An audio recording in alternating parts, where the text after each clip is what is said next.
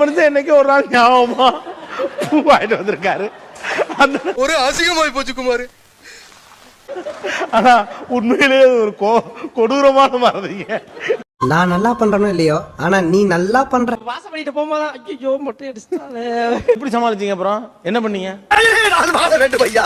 அடச்சி படுத்தே விட்டான் ஐயா. இப்பதான் சாப்பிட்டுட்டு இருப்பாங்க. எத்தனை தோசை சாப்பிட்டீங்கன்னா மறந்துரும். ஓ அப்படி ஒரு வியாதி அவனுக்கு. சாப்பாடை வந்து ரசிச்சு சாப்பிடுறேன் சார். எனக்கு பசி ஆறணும். ரசிச்சு சாப்பிடுறது சாப்பாடுக்கு நான் கொடுக்குற மரியாதை. என்னென்ன சொல்றோம் பாருங்க. ஹோட்டல் கூட்டின்னு போயிட்டு ஒரு போன் வந்து வெளியே போனார் சார். நான் பாட்டு சாப்பிட்டு இருக்கிறேன். 1 hour வெளியே வரவே இல்ல. போனவன இன்னும் காணா இல்ல புறப்பட்டு ஊரை பக்கம் எதுவும் போயிட்டானா? எனக்கு என்கிட்ட காசு இல்ல. பில்லு வேற என்ன சாப்பிடுறீங்களா, வேற என்ன சாப்பிடுறீங்களா? எனக்கு இன்னும் சாப்பிடும் பயமா இருக்கு. நான் பட்ட வேதனை இருக்கே அந்த வேதனை. இல்ல சார், ஆனா 1 hourக்கு மேல எனக்கு அழ வர மாதிரியே வந்துருச்சு. அவங்க என்னையே பாக்குறாங்க ஹோட்டல் இருக்கிறவங்க. போயிட்டாரு. அது எங்க அப்புறமா கேட்டது, நான் பக்கத்துல ஃப்ரெண்ட் இருந்தான், அவன்கிட்ட பேசிட்டு நான் மறந்துட்டேன். அப்புறம் போன்